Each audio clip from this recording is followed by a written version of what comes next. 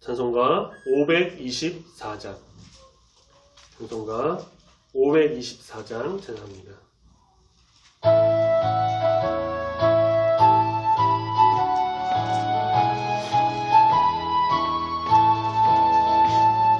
갈 길을 밝히고 계시니 주 앞에 빨리 나갑시다. 우리를 찾는 구주 예수 곧 오라 하시네. 죄악 벗은 우리 영혼은 기뻐 뛰며 주를 보겠네. 하늘에 계신 주 예수를 영원히 섬기리. 우리를 오라 하시는 말 기쁘게 듣고 순종하세. 그 주를 믿기 지체 말고 속속히 나가세. 죄악 벗은 우리 영혼은 기뻐 뛰며 주를 보겠네. 하늘에 계신 주 예수를 영원히 섬기리. 주 오늘 여기 계시오니 가와서 주의 말씀 듣세. 듣기도 하며 생각하니 참 진리시로다. 죄악 벗은 우리 영혼은 기뻐 뛰며 주를 보겠네. 하늘에 계신 주 예수를 영원히 섬기. 죄악 벗은 우리 영혼은 죄악 벗은 우리 영혼은 기뻐 뛰며 주를 보겠네.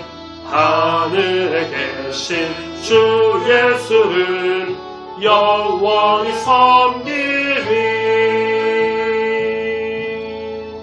아멘.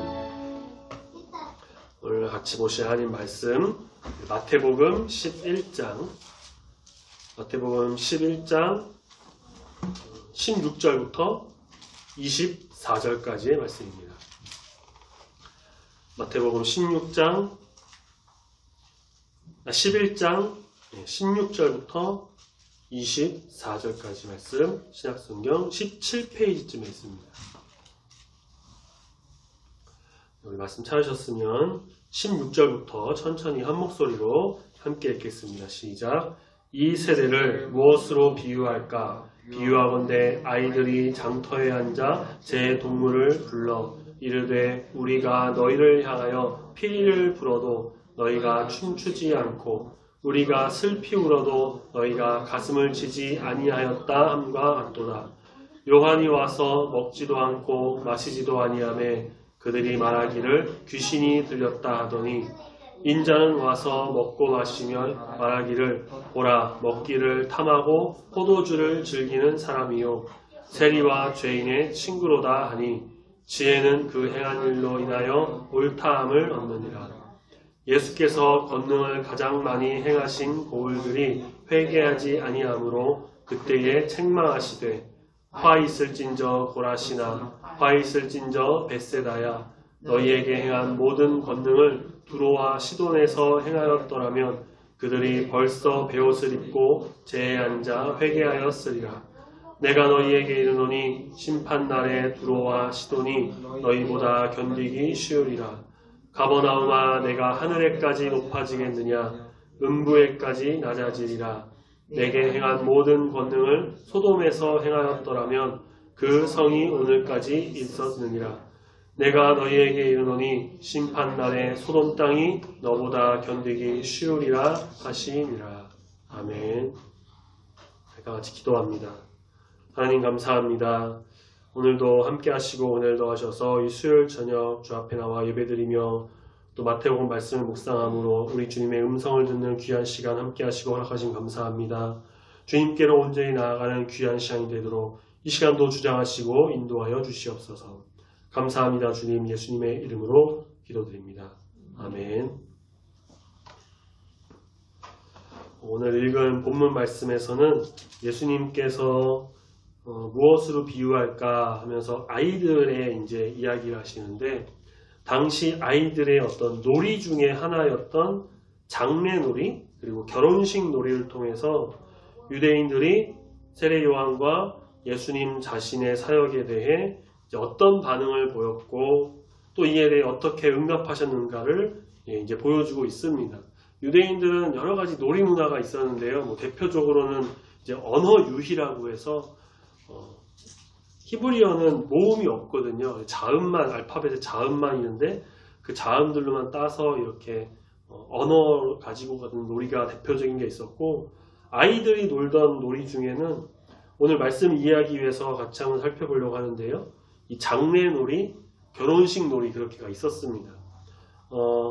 먼저 결혼식 놀이는 이제 그래요. 결혼식 그냥 그런 놀이 하는 거예요. 한 아이가 신랑이 되고 한 아이는 신부가 돼서 피리 소리를 막 입으로 내면서 신나게 춤추고 즐거워하는 그런 놀이였는데요.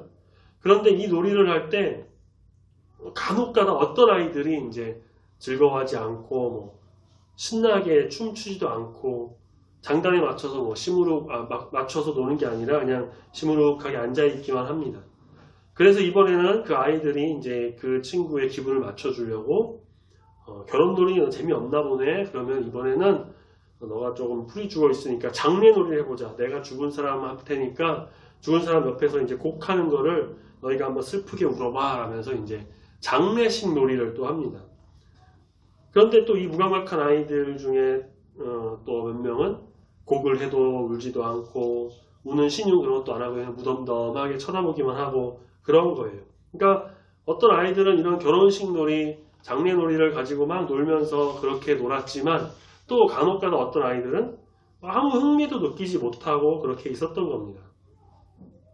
이 장례놀이와 그 반응은 세례 요한의 사역에 대한 유대인들의 반응을 보여주고요. 결혼식 놀이와 그 반응은 예수님의 사역에 대한 유대인들의 반응을 보여줍니다.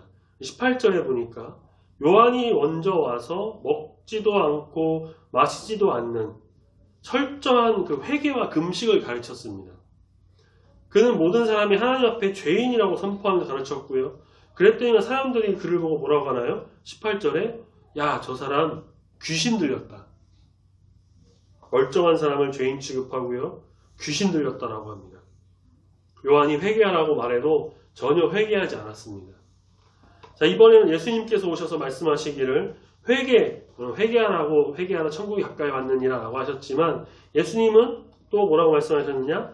하나님의 사랑, 천국 기쁨, 앞으로 오게 될 그 하나님의 새로운 나라, 천국 기쁨에 대해 선포하셨는데 19절에 인자가 먹고 마심에 마치 결혼식 놀이, 아이들이 놀았던 그 결혼식 놀이처럼 먹고 마시며 즐겁게 잔치하는 그런 것을 이제 보여주신 거죠. 그런데 이번에 사람들의 또 반응이 어떻습니까?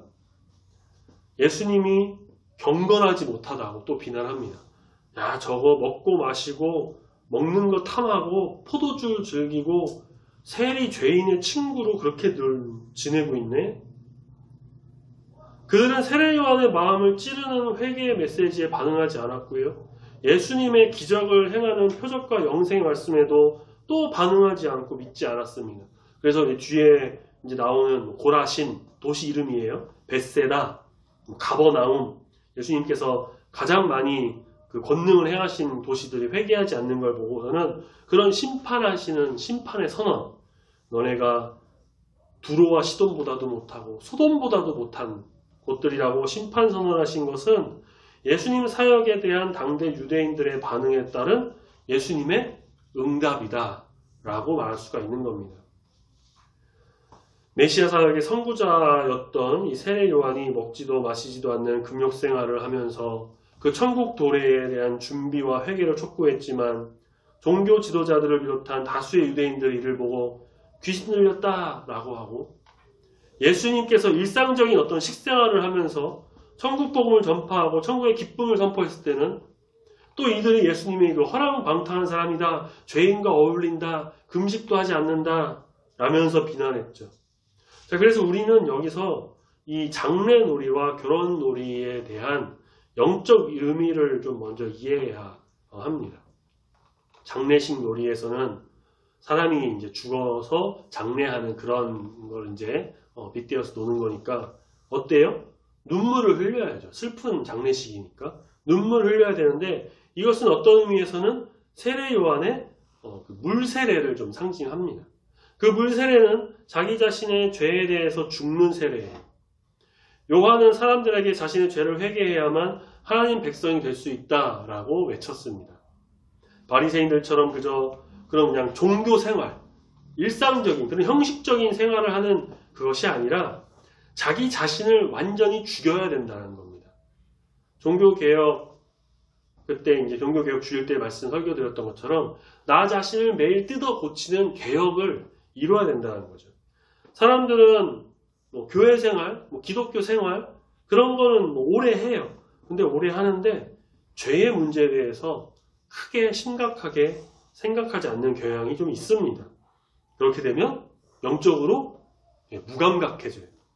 그래서 우리가 하나님의 진리의 말씀을 들을 때 가장 첫 번째 중요한 태도는 무엇이냐? 내가 무엇을 회개해야 하는가? 내가 하나님 앞에 정결하게 나가는 그 마음이 있어야 된다는 거죠. 그래서 회개하지 않고는 천국에 들어갈 수 없고 천국을 경험할 수도 없다라는 것을 알아야만 합니다. 자, 결혼식 놀이는 어때요? 반대로 기쁘고 즐거워야 합니다. 바리새인들은 예수님과 제자들이 먹고 마시는 것을 좋아하고 막 금식기도 안 한다라고 비난했습니다. 그때 주님은 누가복음 5장 34절 말씀에 보면요, 이렇게 말씀합니다. 제가 읽어드릴게요. 혼인집 손님들이 신랑과 함께 있을 때에 너희가 그 손님으로 금식하게 할 수 있느냐? 누군가가 결혼식에 와서 통곡하면서 울면은 어때요? 미친 사람으로 생각할지도 몰라요. 기뻐서 온다면 사실 모르겠지만, 아니면은 부모님이 자녀가 이제 결혼하니까 떠나보내니까 좀 마음이 그냥 서운해서 울면 모르겠지만, 그게 아니라 그냥 와갖고 막 통곡하는, 그거는 좀 이상하게 보겠죠. 주님께서 우리에게 주시는 복음은 회개와 죄사함의 은총을 체험한 자에게 주시는 성령의 큰 기쁨과 권능이다 라고 할 수가 있습니다. 기쁨은 참된 성도의 표지가 됩니다. 신앙생활을 오래 한 성도들 가운데 기쁨이 없이 그냥 좀 무감각하게 사는 그런 분들이 간혹 계시는데, 그것은 우리 예수님의 말씀과 영으로 충만하게 채워지지 못해서 그런 경향이 좀 있는 겁니다. 그래서 죄에 대한 애통의 눈물, 그리고 천국의 기쁨, 그것이 우리 안에 꼭 살아있어야만 합니다. 세례 요한의 사역에 대해서, 예수님의 사역에 대해서 당대 유대인들이 그런 호응이랄까요? 그것이 좀 적었고요. 때로는 적대적인 반응을 보였다 하더라도 이들의 사역을 통해, 그러니까 세례 요한과 예수님의 사역을 통해 하나님의 지혜를 막 무효화시키는 그런 거는 될 수가 없습니다. 왜냐하면 고라신, 벳세다, 가버나움, 이 세 유대 고을에 대한 예수님의 무서운 심판선이 나타나는 것처럼 예수님의 은혜로운 사역에 대한 무반응은 결국 무엇이냐? 하나님의 무서운 공의로운 심판을 자초하게 된다라는 것이죠. 하지만 세리와 죄인들이라 할지라도 예수님을 메시아로 영접하는 자들은 어떻습니까? 하나님 나라에 들어가게 됩니다. 그래서 사도 바울은 이렇게 말합니다. 십자가에 못 박힌 그리스도가 유대인들에게는 거리끼는 것이고 이방인들에게는 미련한 것이로되 부르심을 받은 자들에게는 부르심을 받은 자들에게 그리스도는 하나님의 능력이요 지혜다라고 선언했는데, 이 말씀을 한번 찾아볼까요? 고린도전서입니다. 고린도전서 1장 23절 24절. 고린도전서 1장 23절 24절, 신약 264페이지. 두 절만 같이 읽어보겠습니다. 시작. 우리는 십자가에 못 박힌 그리스도를 전하니 유대인들에게는 거리끼는 것이요 이방인에게는 미련한 것이로되 오직 부르심을 받은 자들에게는 유대인이나 헬라인이나 그리스도는 하나님의 능력이요 하나님의 지혜니라. 아멘. 우리는 그래서 예수님의 말씀을 잘 들어야 합니다. 예수님께서 말씀하신 그 의미도 잘 이해해야 합니다. 지난 주일 저녁 예배 때도 말씀을 드렸던 부분인데 현대 교회에서 중요한 것은 바로 말씀이다. 이 성경이라고 말씀을 드렸었어요. 그 중에서도 예수님의 말씀이 나오는 이 복음서 같은 경우, 예수님의 사역, 예수님께서 활동하신 그런 내용들, 우리가 이것을 단순히 그냥 옛날 이야기, 과거에 있었던 그냥 하나의 일, 그렇게만 보고 위인전기처럼 그냥 가볍게 읽는 그런 게 아니라 세례 요한이 선포한 회개도 우리가 잘 받아들이고 거기에 또한 예수님께서 말씀하신 천국의 도래, 그리고 그 천국의 감사와 기쁨, 그것으로 천국 잔치에 참여하는 귀한 우리 백성이 됨으로 인해서 하나님의 안에서 온전함을 누리는 거룩한 주의 성도가 다 되어야 할 것입니다.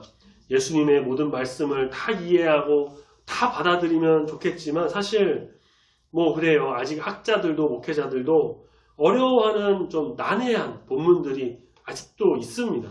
그렇지만 우리가 또 믿음으로 그리고 온전히 우리 주님을 바라보는 그 시선으로 우리가 말씀을 본다면 특별히 예수님의 뜻과 가르침 아무렇지 않게 받아들인 것이 아니라 그래서 이 나오는 세 도시 고라신, 벳세다, 가버나움과 같이 심판을 받는 것이 아닌 우리는 말씀을 잘 알고 깨닫고 받아서 그 뜻대로 온전히 우리 주님의 거룩한 길을 걸어가는 우리 중국의 모든 성도님들이 다 되시기를 소망합니다. 아멘. 찬양하겠습니다. 찬송가 96장 찬양하겠습니다. 찬송가 96장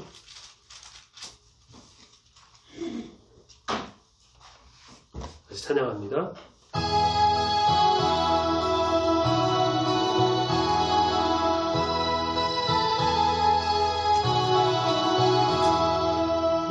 예수님은 누구신가?